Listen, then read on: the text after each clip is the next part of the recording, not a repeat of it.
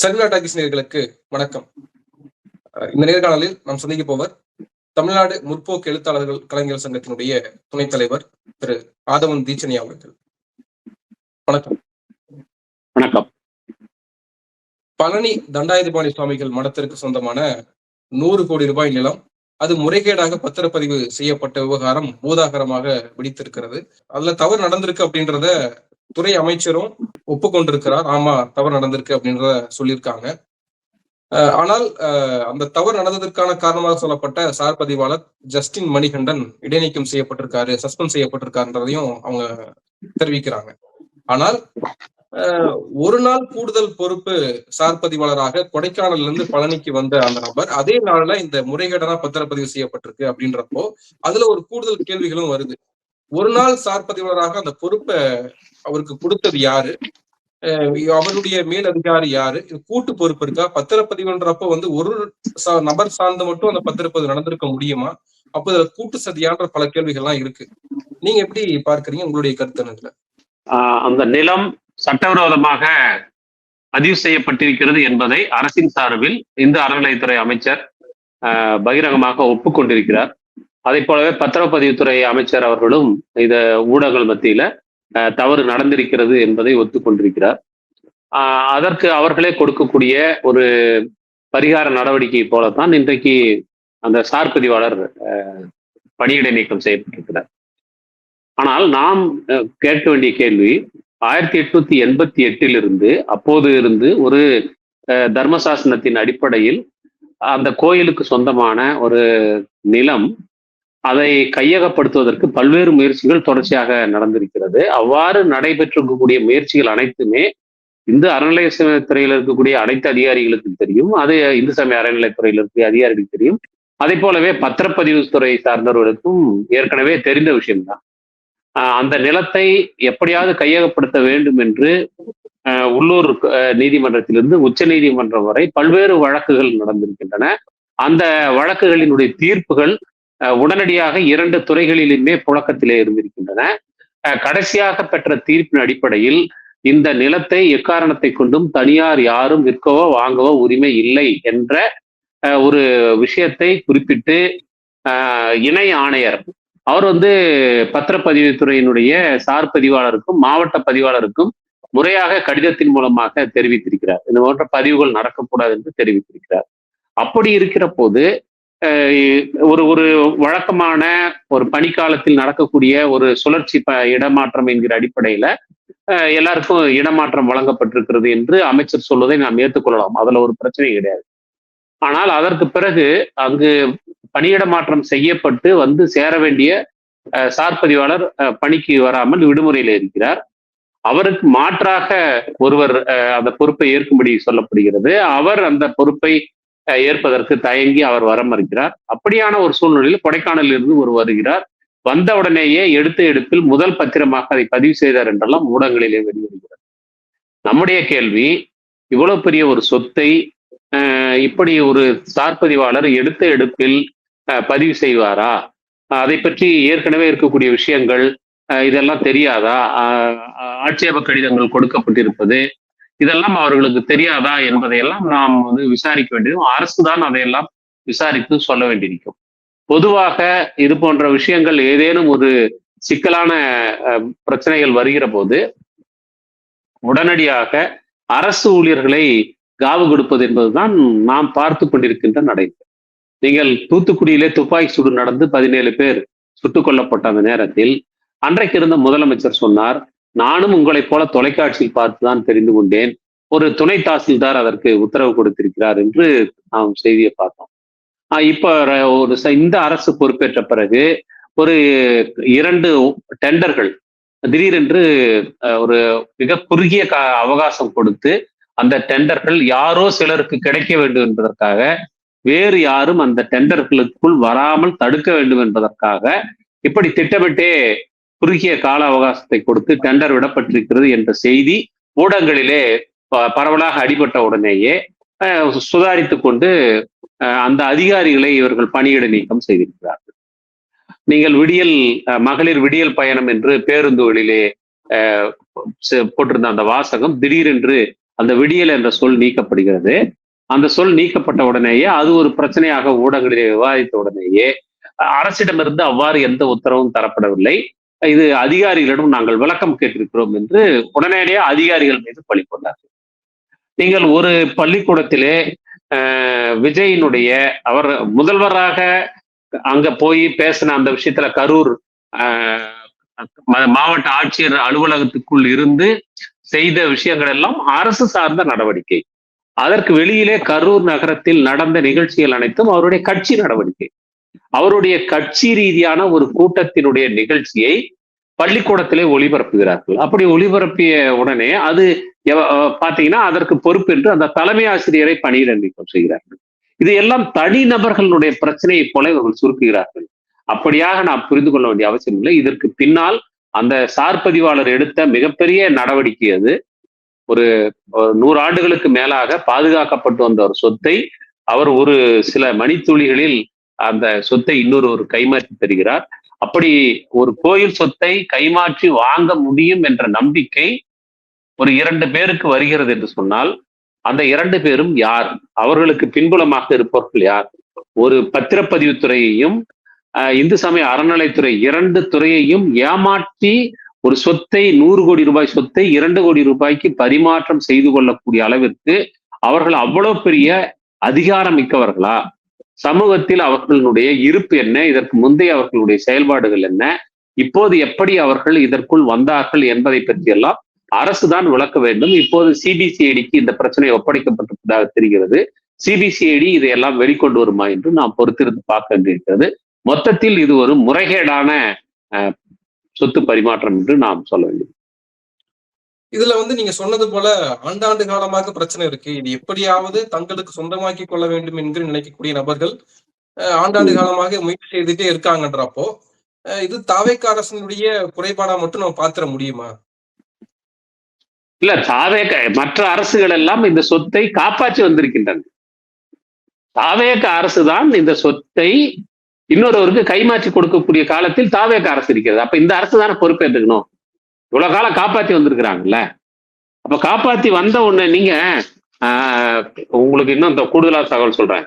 2025 December 4ஆம் தேதி Indian எக்ஸ்பிரஸ்ல இணை ஆணையர் ஒரு தகவல் சொன்னதாக வெளியிடுறாங்க. அவங்க என்ன சொல்றாங்கன்னா 2022 மே 5ஆம் தேதியிலிருந்து 2025 டிசம்பர் 3ஆம் தேதி வரைக்கும் பழனி தண்டபாணி சுவாமி கோயிலுக்கு சொந்தமான 137 ஏக்கர் நிலம், 8.52 லட்சம் சதுர அடி கொண்ட வீட்டு மனைகள், 86,943 சதுர அடி கொண்ட கட்டிடங்கள், இவை 467 ஆக்கிரமிப்பாளர்களிடமிருந்து இந்து சமய அறநிலையத்துறை இந்த காலத்தில் மீட்டிருக்கிறது. அதாவது மே மாசம் 2022 இருந்து டிசம்பர் 2025 இந்த குறுகிய காலத்தில் அந்த மீட்கப்பட்ட சொத்தினுடைய மதிப்பு 1316 கோடி ரூபாய் என்று இதே பழனி கோயிலினுடைய இணை ஆணையர் செய்தி தெரிவித்திருக்கிறார். இதுக்கு முந்தைய அரசுகள் அவர்களுடைய ஆட்சி காலத்தில் இந்து சமய அறநிலையத்துறையினுடைய அதிகாரிகள், நிர்வாகம், அமைச்சரகம் எல்லாமே சேர்ந்து கோயிலுடைய சொத்துக்களை பாதுகாப்பதற்குத்தான் மெனக்கெட்டிருக்கின்றன. இப்படி கைமாற்றி கொடுப்பதற்கு யாரும் உதவி செய்யவில்லை. இப்போது கூட அமைச்சர் மிக பதட்டமாக ஊடகங்களில் சொல்லுகிறார், நான் இதிலே எந்த வகையிலும் சம்பந்தப்படவில்லை, என்னுடைய உறவினர்கள் இந்த சொத்துக்களை அபகரித்திருப்பதாக, நான் அவர்களுக்கு ஏதோ தனிப்பட்ட முறையிலே சகாயம் செய்திருப்பதாக என் மீது குற்றம் சாட்டுகிறார்கள் என்று அவர் கவலைப்பட்டிருக்கிறார். நாம் அப்படியெல்லாம் குற்றம் சாட்டுவதற்கு நாம் முனையவில்லை. ஆனால் ஒரு கேள்வியை நாம் எழுப்பிட்டிருக்கிறது, அந்த 2 பேர் யார்? மொத்தம் 3 பேர் மேல எஃப்ஐஆர் சொல்லியிருக்காங்க பழனி அடிவாரம் அந்த போலீஸ் ஸ்டேஷன்ல. அந்த 3 பேர்ல 2 பேர் மேலதான் சொத்து பதிவாயிருக்கு. ஒருத்தர் முருகதாஸ்னு விழுப்புரத்தை சேர்ந்தவர், வெள்ளத்துறங்கிறவரு உடுமலைப்பேட்டை பாப்பாங்குளத்தை சேர்ந்தவர், சேதுபதிங்கிறவர் பழனி TKN புதூரை சேர்ந்தவர். இந்த 3 பேர் தான் இன்னைக்கு இதுல குற்றத்தில் ஈடுபட்டதாக சொல்லப்படுகிறது. அப்ப 2 பேர் தான் இதுல சொத்துக்கு யார் வாங்கினவர்கள் என்று கணக்கு காட்டப்பட்டிருக்கிறார்கள். இந்த சொத்தை வித்தவர்கள் யார்? அவர்கள் இந்த எஃப்ஐஆருக்குள்ள வருவாங்களா? அவங்க விற்கிறதுக்கான அதிகாரம் எப்படி வந்துச்சு? அன்னைக்கு நீங்க பாத்தீங்கன்னா ஒரு பாலசமுத்திரத்தை சேர்ந்த ஒருத்தர் வந்து அந்த நிலத்தை தண்டபாணி என்பவருக்கு கொடுத்திருக்கிறாரு. அவர் வாங்கி அந்த சொத்துக்களை வந்து பராமரித்து வந்தவர். பிறகு பல்வேறு காலகட்டங்கள்ல அவருடைய குடும்பத்தை சேர்ந்தவர்கள், அவருடைய ரத்த வாரிசுகள் அதற்கு உரிமை கொண்டாடுகிற ஒரு சூழல். அந்த சூழ்நிலையில ஒருத்தர் வந்து அதுக்கு ஒரு குத்தகைக்கு எடுக்கிற மாதிரி வந்து ஒரு ஆவணத்தை தயார் செய்கிறார்கள். பிறகு நான் அந்த நிலத்தினுடைய மதிப்பை விடவும் கூடுதலாக குத்தகை பணத்தை கொடுத்து விட்டேன், ஆகவே எனக்கு இந்த நிலத்தை உரிமையாக்கணும், எனக்கு பதிவு பண்ணி கொடுங்கன்னு சொல்லி அவர் போறாரு, கோர்ட்டுக்கு போறாரு. அந்த கேஸ் தான் இதெல்லாம் நடந்துகிட்டே இருக்கு. இதுக்கு இடையில இப்போ ஒரு தீர்ப்பினுடைய அடிப்படையில இந்து சமய அறநிலைத்துறை போய் அந்த இடத்தை அங்க இருக்கக்கூடிய ஆக்கிரமிப்புகள் எல்லாம் அகற்றி அந்த இடத்தை கையகப்படுத்தி வரக்கூடிய பக்தர்களுடைய வாகனங்களை இலவசமாக நிறுத்திக் கொள்வதற்கான இடம் என்று போர்டு வைத்து அறிவித்திருக்கிறது. அப்படிப்பட்ட ஒரு இடம் எப்படி பகிரங்கமாக எல்லோரும் பார்த்திருக்கிற போது எப்படி கைமாற்றப்படுகிறது? ஒரு பத்திரிகையில எழுதின மாதிரி லட்சுமி சுப்பிரமணியன் நினைக்கிறேன், அவங்க எழுதியிருக்கிறாங்க, ஏதோ வந்து ராத்திரில போய் முகமுடி அடைஞ்சிக்கிட்டு போய் கொள்ளடிச்சாங்கலாம் நினைச்சுக்காதீங்க. பட்டப்பகல்ல நாம எல்லாரும் பார்க்க ஒரு பேப்பர் பேனா வச்சுக்கிட்டு இந்த மிகப்பெரிய கொள்ளை நடந்திருக்கிறது அப்படின்னு சொல்லியிருக்காங்க. அப்படின்னா இந்த விஷயத்துக்கு பின்னாடி யாரெல்லாம் இருக்கிறார்கள் என்பதை நீங்க இந்த அமைச்சர் போய் முறுக்குக்கு எக்ஸ்பைரி டேட் கேட்டுட்டு உட்காந்துருக்காரு. நீங்க கவனிக்கணும். நீங்க முறுக்குக்கு, போண்டாவுக்கு, வடைக்கு, இதுக்கெல்லாம் நீங்க போய் எக்ஸ்பைரி டேட் அவ்வளவு நுணுக்கமா நீங்க பாக்குற ஆள் வந்து உங்க துறைக்கு கீழே இருக்கக்கூடிய இவ்வளவு பெரிய சொத்து, ஒரு 100 கோடி ரூபாய் சொத்து, 1 ஏக்கர் 41 சென்ட் 40 சென்டோ 41 சென்டோ இருக்குது. அவ்வளவு பெரிய சொத்து இன்றைக்கு உங்களுடைய துறையிலிருந்து திடீரென்று இருவரால் அபகரிக்கப்பட்டிருக்கிறது. அவ்வாறான அபகரிப்பு நிகழும் போது அதற்கு நீங்க பதட்டப்படாம பதில் சொல்ல வேண்டியிருக்கு. ஒருவேளை அவர் மேல தம் மேல வந்து ஒரு அவப்பேர் வந்துருச்சோங்கிற பதட்டம் கூட அவர் இருக்கலாம், நம்ம அதை ஒத்துக்கலாம். ஆனா நீங்க உங்கள் மீது சொன்னவர்கள் மீது நடவடிக்கை எடுப்பதற்கு நீங்க போலீஸ் ஸ்டேஷனுக்கு போறீங்க, புகார் பதிவு பண்றீங்க, உங்களுடைய நேர்மையை நிரூபிப்பதற்கு பதிவு செய்ய சொல்லுவீங்க. நீங்க அப்போ அதெல்லாம் சரி வந்து நீங்க அதெல்லாம் சரி. இப்ப பிரச்சனை வந்து உங்களுடைய பேர் கெட்டு போனதா அல்லது உங்களுடைய பேரை கெடுப்பதற்கு சில முயற்சி செய்கிறார்கள் என்பதை நாம் ஒத்துக்கொள்ளவில்லை, அது தடுக்கப்பட வேண்டும். ஆனா இந்த பிரச்சனை வந்து உங்க தனிப்பட்ட கௌரவ பிரச்சனை கிடையாது. இது ஒரு பொது சொத்து என்பது அபகரிக்கப்பட்டிருக்கிறது. அதற்கு பின்னால் இருக்கக்கூடிய கும்பல் யார் என்பதை நீங்கள் கண்டுபிடிக்கணுமா இல்லையா? ஒருவேளை நான் நினைக்கிறேன் இது வந்து இப்போ கோயில் சொத்துக்களை ஆட்டை போடுற காலம் போல தெரியுது. அதெல்லாம் அந்த ஊழல்கள் பூரா வெளியில வருது. வடக்க பாத்தீங்கன்னா நீங்க ராமராஜ்யத்தை அமைப்பு போவதற்கான அச்சாரமாக ராமர் கோயில் வந்து பாபர் மசூதி இடிச்சு அந்த இடத்தை நீதிமன்றத்தின் வழியா கைப்பற்றி இன்னைக்கு அங்க கோயில் கட்டப்பட்டது. பிரதமரே போய் திறந்து வச்சாரு. ஆனா அங்க நடந்திருக்கக்கூடிய ஊழல்கள் இன்னைக்கு சந்தி சிரிக்குது. ஒருத்தர் என்ன சொல்றாருன்னா, நான் கொடுத்த அந்த பொருளை காணங்கிறாரு, இன்னொருத்தர் இவ்வளவு நிதி கொடுத்தோம் அதை காணங்கிறாரு. ராமர் கோயில் பேரால, அந்த ட்ரஸ்ட் பேரால வாங்கின நிலத்தை பதிவு செய்த அடுத்த நிமிடமே அது கைமாற்றி கொடுக்கிற போது பல மடங்கு விலையேற்றி கைமாற்றப்படுகிறது என்று மொத்தமும் ஊழலாக அங்கு நடந்து கொண்டிருக்கிறது. அங்க வந்திருந்த மக்கள் பக்தியின் பேரால் கொடுத்திருக்கக்கூடிய காணிக்கைகள் பலவும் காணாமல் போயிருக்குதுன்னு சொல்றாங்க. இந்தியா டுடேல இன்னைக்கு போயிட்டு இருக்காங்க, இன்னொரு கோயில்ல ஒரு இடத்துல எண்ணுகிற போதே அதை வந்து அந்த காணிக்கை உண்டியல் பணத்தை எடுத்து மறைக்கிற, அந்த என்ற இடத்துலயே மறைக்கிறத பத்தி வீடியோ போட்டிருக்கிறாங்க. உங்களுக்கு தெரியும், கொஞ்ச நாளைக்கு முன்னாடி ஏதோ ஒரு கோயில், சிதம்பரம் கோயில் நினைக்கிறேன், அங்க இருந்த நகை காணாம போனப்ப, சிதம்பரம் கோயிலா வேற ஏதாவது கோயிலா இருக்கலாம், அப்ப சொன்னாங்க அதை திருட்டு என்று சொல்லக்கூடாது, நகை குறைப்பாளர் என்று நீங்கள் சொல்ல வேண்டும் அப்படின்னு சொன்னாங்க. இப்போ ஒருவேளை புதிய சொல்லாடல் இன்னைக்கு தாவே காட்சியில நில குறைப்பாளர் என்று கூட இதை சொல்றதுக்கு வாய்ப்பு இருக்குது. பிரச்சனை வந்து நீங்க அதை எப்படி சொல்றீங்கன்றது இல்ல, அந்த சொத்து வந்து இன்னைக்கு நீதிமன்றம் தலையிட்டு அந்த பத்திரப்பதிவை ரத்து செய்திருக்கிறார்கள். ஆனால் இது போன்று எத்தனை கோயில்களில் எந்தெந்த கும்பல் தலையிட்டிருக்கிறது, கோயிலுடைய சொத்துக்களை மீட்பதற்கு இந்த அரசுக்கு என்ன பார்வை இருக்கிறது என்பதெல்லாம் நாம் தெரிந்து கொள்ள வேண்டிய இருக்கு. இதுல இப்போ தாவேக அரசு புதிதாக பொறுப்பேற்றிருக்க பிறகு நாங்க வந்து ஆன்டி கரப்ஷன், நாங்க வந்து 0 டாலரன்ஸா நாங்க இருக்கிறோம், நாங்க வந்து ஒருபோதும் லஞ்சம் வாங்க விட மாட்டோம், வாங்குறவங்க விட மாட்டோம், வாங்கினவங்களையும் விட மாட்டோம் அப்படின்னு உத்தரவு கொடுத்தாரு விஜய் அவர்கள்.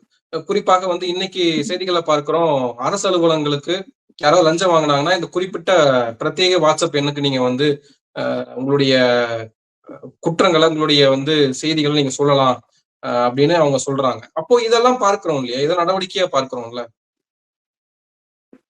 இல்ல இந்த அறிவிப்பு வெளியாகிற இதே நாள்லதான் தாவேகாவினுடைய ஒரு முக்கியமான ஒரு நிர்வாகி, செங்கல்பட்டு மாவட்டத்தை சேர்ந்த ஒரு நிர்வாகி, ஊராட்சி மன்ற தலைவர், அவர் 1,30,000 லஞ்சம் வாங்கினாருன்னு சமூக ஊடகங்கள்ல அந்த செய்தி வெளியாகி இன்னைக்கு அந்த கட்சியிலிருந்து அவர் நீக்கி இருக்கிறாங்க. நான் கேட்கிறேன், நீங்க கட்சியிலிருந்து நீக்கிறது தான் உங்களுடைய ஊழல் ஒழிப்பு நடவடிக்கையா? இதுதான் லஞ்சம் வாங்குறத தடுக்கிற விஷயமா? ஏன் அவர் கைது செய்யப்படல? என்ன நோக்கத்துக்காக அவருக்கு அந்த 1,30,000 ரூபாய் கொடுக்கப்பட்டது? அந்த நோக்கம் சரியானது என்று அரசு கருதுகிறதா? இந்த கேள்வி வருது. அரசு வழக்கறிஞர் நியமனத்தில் இதே போன்று ஊழல் நடந்திருப்பதாக, அதற்கு 5 லட்சத்திலிருந்து 30 லட்சம் வரைக்கும் லஞ்சம் வாங்கி கொண்டுதான் நியமித்திருக்கிறார்கள் என்று அவர்களுடைய கட்சியை சார்ந்தவர்களே பகிரங்கமாக குற்றம் சாட்டியிருக்கிறார்கள். அதை பற்றி என்ன இருக்குது? நீங்க இன்னைக்கு அந்த வீரா கூட என்ன ஒரு வீடியோல அவரு விளக்கம் சொல்லியிருக்கிறாருன்னா, என்கிட்ட எந்த பவருமே கிடையாது, நிதியை கையாளக்கூடிய எந்த அதிகாரமும் இல்லாத நான் எதுக்கு போய் பணம் வாங்குறேன், அது கைமாத்தாக வாங்கினது என்று சொல்லி தவறாக புரிந்து கொள்ளப்படுகிறதுன்னு சொல்லி கொஞ்ச நாளைக்கு முன்னாடி ஸ்டேடியத்துல ஒருத்தர் மாத்திரை நுணுக்கிறதாக சொல்லி சொன்னாரு. அவர் ஒரு போதைப் பொருளை கையாளுறாரு, அங்க பயன்படுத்துறதுக்கு அவர் பண்ணிக்கிட்டு இருக்கிறதா அந்த வீடியோ காட்சி வெளியான போது அப்ப அவர் சொன்னாரு, இது தவறாக புரிந்து கொள்ளப்பட்டிருக்கிறது, அப்படியெல்லாம் தவறாக புரிந்து கொள்ளாதீங்க. அவர் ஒரு குழந்தைக்கு உடம்பு சரியில்லாததுக்காக பேராசிட்டமால ரொம்ப ஒரு அற்புத சக்தி வாய்ந்த ஏடிஎம் கார்டினால் அவர் நுணுக்குனாரு. அதை பார்க்கறதுக்கு தான் அது ஏடிஎம் கார்டு, அது நுணுக்குனா அது 1.5 டன் வெயிட்ல இருக்கும், அது மாத்திரையெல்லாம் உடனே பொடியாக்கி கொடுக்கும் அப்படின்னு சொல்லி எல்லாம் சொன்னாங்க. தவறாக புரிந்து கொள்ள. இன்னொரு அமைச்சர் பாத்தீங்கன்னா போய் ஒரு குழந்தையினுடைய கால்களை பிடிச்சி தடவுறாரு. அது அவ்வாறு தடவுவது என்பது ஒரு குழந்தையின் மீதான ஒரு வன்முறை என்பது சுட்டிக்காட்டப்பட்ட போது என் மீது இப்படியெல்லாம் தவறாக என் மீது பரப்புகிறவர்கள் மீது சட்டப்பூர்வ நடவடிக்கை எடுப்பேன் என்று அவர் மிரட்டல் விடுத்தார். அதற்கு பிறகு எல்லோரும் கண்டனத்தை பல முனைகளிலிருந்து கண்டனம் வந்த பிறகு அவர் ஒரு தவறாக புரிந்து கொள்ளப்பட்டது என்று, அப்ப கூட அவரு தப்பு செஞ்சதாக அவர்கிட்ட ஒரு மனமாற்றமோ ஒரு திருந்தக்கூடிய மனோபாவத்தை வெளிப்படாம தவறாக புரிந்து கொண்டது என்று சொன்னார். இப்ப நான் என்ன கேட்கிறேன், நீங்க இப்போ இன்னைக்கு ஊழல் ஒழிப்புன்னு சொல்லி சொல்றீங்க. இப்போ ஒருத்தர் கட்சியை விட்டு நீக்கினதோட நீங்க தவறாக புரிந்து கொள்ளப்படுதுன்னு அவர் சொல்றாரு, நீங்க ஆனா இப்போ கட்சியை விட்டு நீக்கிட்டு அப்ப எது என்ன இந்த சமூகத்துக்கு சொல்ல வரீங்க? நீங்க அரசு அலுவலகங்கள்ல நடக்கக்கூடிய ஊழல் ரெண்டா பிரிச்சுக்கணும். லஞ்சம் என்பது நேரடியாக பணமாகவோ பொருளாகவோ கொடுப்பது. ஊழல் என்பது ஒருவருக்கு ஆதாயம் ஏற்படுத்துவதற்காக அல்லது ஒருவருக்கு சேதாரம் ஏற்படுத்துவதற்காக நீங்கள் சட்டத்திற்கு புறம்பாக ஒரு வேலையை செய்வது அல்லது செய்யாமல் இருப்பது, சட்டத்தை வளைப்பது, ஒருவருக்கு சாதகமாகவோ பாதகமாகவோ நீங்கள் சட்டத்தை வளைப்பது, இதுதானே. இதெல்லாம் நடக்கலன்னு சொல்றீங்களா? நீங்க சேலத்துல குடிநீர் விநியோகம் என்பது இன்றைக்கு சூயஸ் என்கிற ஒரு நிறுவனத்துக்கு கொடுக்கப்பட்டிருக்கிறது. அந்த நிறுவனத்தை பற்றி மிக கடுமையான விமர்சனங்கள் உலகம் முழுவதும் இருக்கிறது. பொலிவியாவில் அது கொச்சபம்பா நகரத்திலே தண்ணீர் விநியோகத்தை அது பொறுப்பெடுத்துக் கொண்ட போது ஏற்கனவே ஒவ்வொரு குடிமக்களும் தங்களுடைய சொந்த வீட்டில் தோண்டி வைத்திருந்த கிணறு உட்பட எல்லாவற்றுக்கும் அவருக்கு வரி போட முயற்சித்தார். உங்களுக்கு இருக்கக்கூடிய நீங்களே உருவாக்கி கொண்ட நீராதாரத்திற்கும் கூட அவனுக்கு வரி கொடுக்க வேண்டும் என்று அந்த சுயஸ் நிறுவனம் கேட்டதனுடைய அடிப்படையில தான் அங்க மிகப்பெரிய போராட்டம் நடந்தது. அதுல துப்பாக்கி சூடெல்லாம் நடந்து ஒரு இளைஞன் இறந்து போன பிறகு அது மிகப்பெரிய நாடு தழுவிய போராட்டமாக நடந்து அங்கிருந்து விரட்டி அடிக்கப்பட்ட ஒரு நிறுவனம் அந்த நிறுவனம். இன்னைக்கு நீங்க பாத்தீங்கன்னா அது கோயம்புத்தூர், இப்போ சேலத்துக்கு ஒப்படைச்சு. சேலத்துல அந்த நிறுவனம் ஒப்பந்தம் போடப்பட்டது என்பது எப்போ? ஆனா நீங்க மக்களுக்கு அறிவிச்சது எப்ப? நீங்க ஏற்கனவே ஒப்பந்தத்தில் நீங்க அது ஒத்துக்கொண்ட ஒரு தொகைக்கும் இப்ப நீங்க இறுதிப்படுத்திருக்கக்கூடிய தொகைக்கும் இடையில 280 கோடி ரூபாய் வித்தியாசம் இருக்கிறது என்று டிடிவி தினகரன் இன்னைக்கு தெரிவிச்சிருக்கிறார். அப்போ நீங்க வெளிப்படைத்தன்மை உள்ள ஒரு அரசாக நீங்கள் இருக்கிற போதுதான் நீங்கள் ஊழலற்றவர் என்று சொல்ல முடியும். இப்ப நீங்க ஒரு அரசு அலுவலகத்தில் ஒரு வேலை செய்து கொடுப்பதற்கு அரசு ஊழியர்கள் அதிகாரிகள் பணம் கேட்பது என்பது ஒரு வகை, லஞ்சத்துல ஒரு வகை. ஆனால் எனக்கு இந்த வேலை நடக்க வேண்டும் என்று சட்டத்திற்கு புறம்பாகவோ துரிதமாகவோ அல்லது இன்னொருவருடைய விஷயத்தை அபகரித்தோ எனக்கு வேண்டும் என்று பொதுமக்கள் போய் அரசு அதிகாரிகளை, அலுவலர்களை நிர்பந்தம் செய்து கொடுக்கக்கூடியது என்பதும் இருக்கிறது. அப்போ நீங்க இந்த 2 விஷயத்தையும் எப்படி நம்ம பார்க்கிறோம்? ஒரு அரசு நிர்வாகம் என்பது வெளிப்படைத்தன்மையோடு லஞ்ச லாவண்யங்கள் இல்லாமல் நடக்க வேண்டும் என்பது எல்லோருடைய எதிர்பார்ப்பு, எல்லோருடைய விருப்பமும். ஒரு கட்டத்தில் இந்த சமூகத்தில் நீங்கள் எப்படி சம்பாதித்தீர்கள் என்பதை விடவும் எவ்வளவு சம்பாதித்து வைத்திருக்கிறீர்கள் என்பதை வைத்துத்தான் உங்களுக்கு மரியாதை எல்லாமே இருக்கிறது. அது பல பேருக்கு சொல்லலாம். நீங்க வரி ஏய்ப்பு செய்யறதுல இருந்து, நீங்க கருப்பு வெள்ளையா உங்களுக்கு வர வேண்டிய வருமானத்தை நீங்க வாங்குறதுல இருந்து, உங்களுடைய ஊதியத்தை நீங்கள் எவ்வாறு பெற்றுக் கொள்கிறீர்கள், நீங்கள் செய்யக்கூடிய வேலைகளுக்கான பணபலனை எப்படி பிரித்து வாங்கிக்கிறீர்கள், அதுல எவ்வளவு வெளிப்படைத்தன்மை இருக்கிறது என்பது எல்லாமே கூட இந்த ஊழல்ல வரும். இப்ப ஆனா சமூகத்துல என்ன நடப்பு, சமூகத்துல என்ன விஷயம் அப்படின்னு சொன்னா, முன்னாடி எல்லாம் லஞ்சம் வாங்காதவங்க தான் யோக்கியம். இப்ப எப்படின்னா என்ன தெரியுமா, மக்கள்கிட்ட பேச்சுவார்த்தை இருக்குது.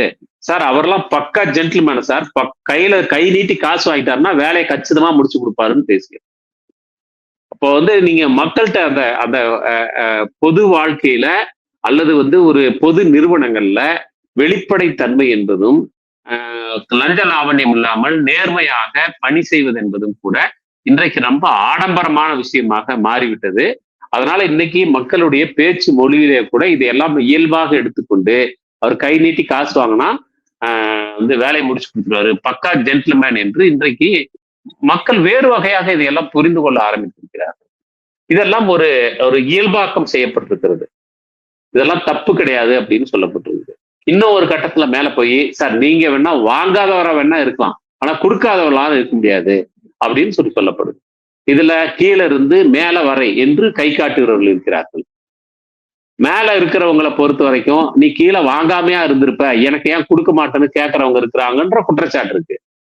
ஆனால் மேலிருந்து கீழ் வரைக்கும் ஒரு அரசு நிர்வாகம் என்பது தூய வடிவத்திலே இருக்க முடியும் என்று சொன்னால் அதற்கான பொறுப்பை எடுத்துக்கொள்ள வேண்டியது அரசுதானே ஒழிய கீழே இருக்கக்கூடிய மக்களோ அரசு ஊழியர்களோ இல்லை என்று நான் சொல்லுவேன். ஏன்னு சொன்னா, ஒரு ஊருக்கு ஒரு அமைச்சர் வராருன்னா அந்த அமைச்சரை வரவேற்பதற்கு அந்த ஊரில் இருக்கக்கூடிய விஏஓ, ஆர்ஐ, தாசில்தாரு இவங்க எல்லாம் தான் கையில இருந்து செலவழிக்க வேண்டியிருக்கு. இவங்கதான் செலவழிக்க வேண்டியிருக்குது. உயர் அதிகாரிகள் வருகிறார்கள் என்றால் அவர்களை வரவேற்று குளிப்பாட்டி அவர்களை குளிர வைத்து அனுப்ப வேண்டிய பொறுப்பு அடிமட்டத்தில் இருக்கக்கூடிய ஊழியர்களுக்கு இருக்கிறது. இதையெல்லாம் அவர்கள் சொந்த காசில் செய்வார்கள் என்று எதிர்பார்த்து அவர்கள் வருகிறார்களா? அப்ப இதெல்லாம் செஞ்ச பிறகு அடிமட்டத்தில் இருக்கக்கூடிய ஊழியர்கள் இயல்பாகவே தங்களிடம் ஒரு சேவைக்காக வரக்கூடிய மக்களிடம் கையை நீட்டுறவங்களா இருப்பாங்க. அப்புறம் கொஞ்ச நாள்ல கை நீட்டுறது போய் கையை ஓங்குறவங்களா மாறுவாங்க. கொடுத்தாதான் செய்வோம்னு சொல்லி அடம்பிடிப்பாங்க. சம்பளத்துல வாழ்றதே பெரிய அவமானம் நினைப்பாங்க இல்லையா? அப்போ நீங்க அழைப்புகள் இருக்கு இல்லையா, நீங்க லஞ்சம் கேட்டானா என் பேரை சொல்லுங்க, விஜய்னு சொல்லுங்க, விஜய்னு சொல்லுங்க, லஞ்சம் கொடுக்காதீங்க அப்படின்னு சொல்ற முதலமைச்சரினுடைய இந்த அறிவுகள் ஒரு ஒன் ஸ்டெப் ஃபார்வர்ட் மாதிரி எடுத்துக்க முடியாதா? இல்ல, இந்த மாதிரி எந்த அமைச்சர் லஞ்சம் வாங்கினா கேட்டா கொடுங்கன்னு எந்த அமைச்சராக முதலமைச்சராக சொல்லிக்காங்க இது வரைக்கும்? இது என்ன சார் இது இது வரைக்கும் எந்த அமைச்சராவது முதலமைச்சராவது லஞ்சம் கேட்டா கொடுங்க, யார் கேட்டாலே கொடுங்க, எவ்வளவு கேட்டாலே கொடுங்க, லஞ்சம் கொடுக்காம எந்த வேலையும் செஞ்சுக்காதீங்கன்னு யாராவது சொல்லியிருக்காங்களா? இது ஒரு மேண்டேட்டரியான விஷயம் சார். ஒரு மேண்டேட்டரியான விஷயம் நடக்காம இருக்குதுங்கும் போது நீங்க ஒரு முதலமைச்சர் பொறுப்பேற்ற உடனே நீங்க சொல்றீங்க வரவேற்கிறோம், ஆனா உங்களுடைய அரசு அந்த அளவுக்கு வெளிப்படைத்தன்மை உள்ளதாக இருக்கிறதா? அதான் நாங்க கேட்கிறோம். உங்களுடைய அமைச்சர்கள் சிலர் கல்வி நிறுவனங்கள் நடத்தி கொண்டிருக்கிறார்கள். அந்த கல்வி நிறுவனங்கள்ல நீங்க எவ்வளவு தூரம் வெளிப்படையாக உங்களுடைய கட்டணங்களை நீங்க வாங்கிட்டு இருக்கிறாங்கன்னு சொல்ல முடியுமா? அவங்க சிலர் வேறு சில தொழில் நிறுவனங்களை நடத்துறதா சொல்றாங்க. அதெல்லாம் வெளிப்படைத்தன்மையா இருந்திருக்குதா? சட்ட அமைச்சர் சிடிஆர் நிர்மல்குமார் நீண்ட காலம் ஆர்எஸ்எஸ்ல இருந்தவர். ஆர்எஸ்எஸ் இதுவரைக்கும் பதிவு கூட பண்ணல. அதனுடைய வரவு செலவு கணக்கு என்னன்னு கார்கே கேட்டுக்கிட்டு இருக்காரு. யாரு? பிரியங்கா கார்கே கேட்டுக்கிட்டு இருக்காரு. நீங்க டெல்லியில 12 அடுக்குக்கு அலுவலகம் கட்டுறீங்க இல்லையா? 150 கோடியில அலுவலகம் கட்டியிருக்காங்க ஆர்எஸ்எஸ் அலுவலகம். அந்த காசெல்லாம் எங்க இருந்து வந்துச்சுன்னு கேக்குறாங்க.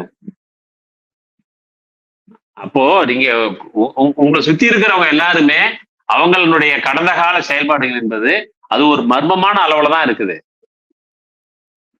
நீங்க கட்சிக்கு இவ்வளவு காலமா நீங்க வந்து கட்சிக்கு வந்ததுல இருந்து, கட்சி தொடங்கினதுல இருந்து தமிழ்நாடு முழுவதும் நீங்கள் நடத்திய மிகப்பெரிய ரோட் ஷோக்கள், அது விக்கிரவாண்டி தொடங்கி கரூர் வரைக்குமாக நீங்கள் நடத்தின இந்த கூட்டத்துக்கெல்லாம் ஆகக்கூடிய செலவை யார் வந்து பொறுப்பேற்றுக்கிறாங்க?